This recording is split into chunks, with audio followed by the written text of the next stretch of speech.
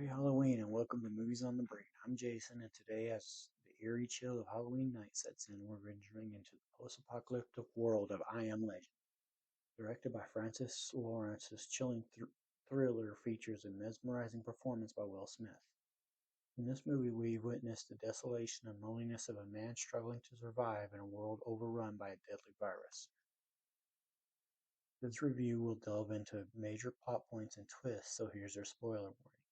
I Am Legend combines horror, suspense, and a deep emotional journey, making it a perfect film for a night like tonight. Let's explore the haunting world of I Am Legend and then uncover the layers of survival and hope it presents. How did I Am Legend do in the box office? Well, I Am Legend opened in theaters on December 14th, 2007, with a budget of $150 million. During its 17-week theatrical run, it earned $256.3 million domestically, $329 million internationally, making a worldwide total of $585.4 million. Its opening weekend saw it earn $77.2 million, finishing number one in the box office, ahead of the likes of Alvin and the Chipmunks, The Golden Compass, Enchanted, and No Country for Old Men, numbers 2 through 5 respectively, with Alvin and the Chipmunks also opening the same weekend. Its final week in theaters saw it earn $36,992 while being shown in 68 theaters, finishing its box office run at number 64. Now let's get into the plot. An attempt to genetically re-engineer the measles virus to cure cancer becomes lethal, infecting 99% of the world's population, killing the vast majority and turning those it does not kill into vampiric, albino, cannibalistic mutants called Dark Seekers, who are extremely vulnerable to sunlight and roam at night, preying on the scant few who are naturally immune. 3 years after the outbreak, in 2012, U.S. Army virologist LTC Robert Neville lives an isolated life in deserted Manhattan, unsure if there are any other immune humans are left. Neville's daily routine includes experimenting on infected rats to find a cure, searching for food and supplies, and waiting each day for any survivors who might respond to his continuous recorded radio broadcasts, which instructs him to meet them at midday at the South Street Seaport. Flashbacks reveal his wife Zoe and daughter Marley died in a helicopter accident during the chaotic evacuation of Manhattan as the military was enforcing a quarantine of the island. Neville himself stayed behind with other military personnel. Neville's only companion is his German shepherd Samantha, and to cope with his loneliness, he regularly talks to some mannequins and the characters on film recordings from video stores. At night, he barricades himself with Sam inside his heavily fortified Washington Square Park at home to hide from the Dark Seekers. One day, as Neville hunts a deer, Sam pursues it into a dark building. Neville cautiously goes in after her and locates the deer's corpse along with Sam, but discovers the building is infested with Dark Seekers. Both escape unharmed, and the attacking Dark Seekers are killed by the sunlight. Neville finds a promising treatment derived from his own blood, so he sets a snare trap and captures a female Darkseeker. A male Darkseeker attempts to pursue them but is halted by the sunlight and returns to the shadows. Back in his laboratory in the basement of his house, Neville treats the female seemingly without success. The next day, Neville notices Fred, a mannequin usually at the local video store, positioned outside Grand Central Terminal, and shoots it in confusion. However, Neville realizes he is being watched by the Darkseekers from nearby buildings. As he approaches Fred, he is ensnared by a trap similar to the one he used to capture the female, and is rendered unconscious after hitting his head. By the time he wakes up, the sun is setting, and he is attacked by infected dogs. Neville and Sam kill them, but Sam is bitten during the fight. Dogs are immune to the airborne strain of the virus, but can be infected with a different strain through bites. Neville injects her with a strain of his serum. When she shows signs of infection, Neville is forced to strangle her to death as she begins to turn. Heartbroken and driven by rage, Neville ventures out and deliberately attacks a group of Darkseekers the following night before he is rescued by a pair of immune humans, Anna and a young boy named Ethan, who has traveled from Maryland after hearing his broadcast. They transport the injured Neville back to his home, where Anna explains they survived the outbreak, brought a Red Cross evacuation ship from South Hollow, and are making their way to a survivors camp in Bethel, Vermont. Neville argues there is no such survivors camp.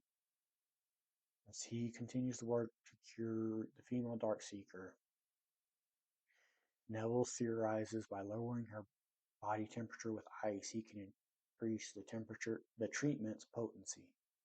The next night, a group of Darkseekers who tracked Anna and Neville the night before invade the house. Neville, Anna, and Ethan retreat into the basement laboratory, sealing themselves in with the female test subject. There's a theatrical ending and an alternate ending to this movie, and I will be going through both of them right now. Theatrical ending is as the Darkseekers attack the lab, discovering the last treatment was successful. Neville assesses the situation as the Darkseeker Alpha Male rams himself against the glass door to break in. Neville draws a vial of blood from the woman he cured and gives it to Anna before shutting Ethan and her inside a coal chute in the back of the lab. Neville then kills both himself and the attacking Darkseekers with a grenade, saving the cure. The following day, Anna and Ethan arrive at the survivors camp in Bethel, where they are greeted by military officers and other survivors before Anna hands them the cure. Anna narrates how Neville's efforts and sacrifices to save humanity ultimately became legend. Now for the alternate ending. As the Darkseekers attack the lab, the alpha male Darkseeker creates a butterfly shape while attempting to break through the glass into the laboratory. Neville realizes it's referencing the butterfly-shaped tattoo on the female Darkseeker's neck. The alpha male and his followers have simply been trying to recover his mate. Neville puts his gun down and returns the female. Neville and the alpha male stare each other down, and Neville apologizes after seeing the latter emotionally respond to his mate's return. The alpha male departs with the rest of the pack. Once they are gone, a shocked Neville looks over the many pictures of his test subjects and realizes he has become a monster in the eyes of the infected, showing remorse for the experiments he has undertaken over the years. The next morning, Neville abandons his research and heads along with Anna and Ethan to Vermont as a changed man, in hope of finding their survivors' colony. They cross the George Washington Bridge while Anna delivers a hopeful monologue ending with the statement, "You are not alone." Now let's check out the cast and some of the other roles they have. Sorry if you saw me look down, I was checking the battery on my mic. But here's the cast and some of their other roles. Will Smith as Dr. Robert Neville. Other roles for Will Smith include Lance in Spies in Disguise, Henry Brogan in Gemini Man, and Daryl Ward in Bright. Alice Braga as Anna. Other roles for Alice Braga include Isabella in Predators, Frey in Elysium, and Beth in Repo Man. Charlie Tahan as Ethan. Other roles for Charlie Tahan include Wyatt Langmore in the TV show Ozark, Victor Frankenstein in Frankenweenie, and Sam St. Cloud in Charlie St. Cloud. Abby and Kona as Sam. Abby and Kona are the dogs who played Sam during the movie. Dash Mahogue as the Darkseeker's alpha male. Other roles for Dash Mahogue include Bunchy Donovan in the TV show Ray Donovan, Derek in Wildflower, and Gage in the Payday 3 video game. Emma Thompson as Dr. Alice Crippen. Other roles for Emma Thompson include P.L. Travers in Saving Mr. Banks, Agatha Trunchbull in Matilda the Musical, and the Baroness in Cruella. Sally Richardson as Zoe Neville. Other roles for Sally Richardson include Maggie Baptiste in the TV show Stitchers, Naya in The Sincere, and Allison Blake in the TV show Eureka. Willow Smith as Marley Neville. Other roles for Willow Smith include County in Kit Kittredge, An American Girl, Baby Gloria in Madagascar Escape to Africa, and Young True in the TV show True Jackson VP. Joanna Numata as the Darkseeker's alpha female. The only other role for Joanna Numata is a dancer in Friends with Benefits. Daryl Foster is Mike. Other roles for Daryl Foster include Preacher Robin in The Hammer, Donald in Run the Race, and Malcolm in the TV show Hustle. Pat Frawley as the voice of the President of the United States. Other roles for Pat Frawley include the finisher in the TV show WWE Slam City, Mr. Harris in the TV show Till Death, and the yoga instructor in the Wii Yoga video game. Mike Patton as the voices of the Darkseekers. Other roles for Mike Patton include the Darkness in the Darkness 2 video game, Nathan Spencer in the Bionic Commando video game, and Ricky Kicks in the TV show Metalocalypse. Now, my thoughts. Will Smith did it again. He made you feel everything he was going through, from feeling alone to feeling scared, make you think he's losing his mind, to being apprehensive about there being others, after losing Sam, to ultimately trying to find the cure. You feel everything he goes through. Me, the flashbacks were a bit jarring at first, but once I realized what the flashbacks were showing me, I couldn't help but feel for Robert. Scene where Robert has to kill Sam after she got bit by the infected dogs never fails to make me tear up. After he kills Sam before he meets Anna and Ethan, Robert is truly alone. When Robert voices the lines from Shrek after meeting Anna and Ethan was a nice change after we had witnessed the night before. Honestly, if you want a good movie that's pretty scary, I would recommend this for sure. I don't know why you would be watching this if you hadn't seen the movie. Now for some fun facts and trivia. Will Smith grew so enamored with his canine co-star Abby that he tried to adopt her when the filming was finished, but the dog's trainer could not be persuaded to give her up. When Dr. Robert Neville sees the mannequin he calls Fred outside in the streets, it looks like the mannequin moves its head a little. During that scene, a mime replaced the mannequin to try and play with people's minds when they watch that scene. The trainer put a piece of tape on Abby's paw to make her limp after Sam gets injured fighting the infected dogs. When he was in pre-production on this movie, director Francis Lawrence found himself watching The Pianist with the sound off in order not to disturb his sleeping baby, and he found the quiet effect extremely moving. He then made stark silence with limited ambient effects or musical cues a major part of this movie's process. Will Smith talked to former prisoners to get an understanding of what it's like to be totally alone. The prisoners told Smith the key to surviving solitary confinement is creating a rigid schedule. Will Smith said that closing New York City streets to film meant he got a lot of middle fingers. Will Smith met with scientists from the Centers of Disease Control to learn how to use all the equipment properly. Some of the mannequins in the video store were played by real people. If you look real closely in the scene, you can see them move.